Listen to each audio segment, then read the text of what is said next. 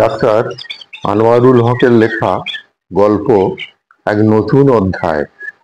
একটি ছোট্ট গ্রামে বাস করত রঞ্জিত নামের এক যুবক। রণজিতের বয়স প্রায় 25। তার জীবনে ছিল একটাই স্বপ্ন, একদিন বড় কিছু করার। ছোটবেলা থেকে রণজিতের পড়াশোনার তেমন মনোযোগ ছিল না, তবে তার হাতে ছিল এক অদ্ভুত প্রতিভা, ছবি আঁকার। তার আঁকা ছবিগুলো যেন জীবন্ত হয়ে উঠত।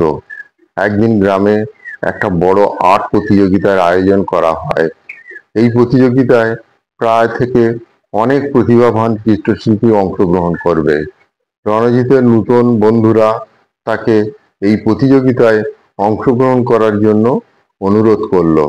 রণজিৎ প্রথমে একটু দ্বিধায় ছিল, কারণ সে কখনো বড় কোনো প্রতিযোগিতায় অংশগ্রহণ করেনি।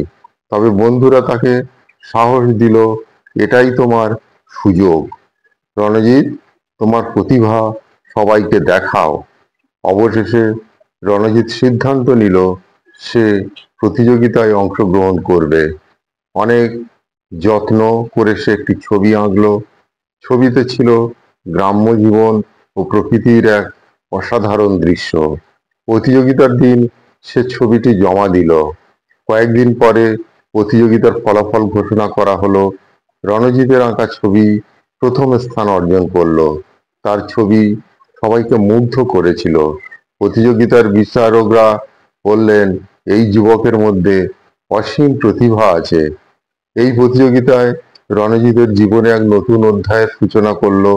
সে বুঝতে পারল যে তার প্রতিভা তাকে অনেক দূর নিয়ে যেতে পারে। ধীরে ধীরে সে তার আঁকার প্রতিভাকে আরো উন্নত করতে শুরু করলো।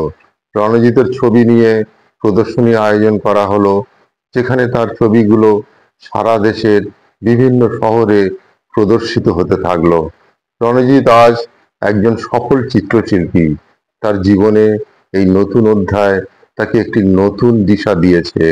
তার এই সাফল্যের পিছনে ছিল তার নিজের প্রতি বিশ্বাস এবং বন্ধু বান্ধবের সাহস।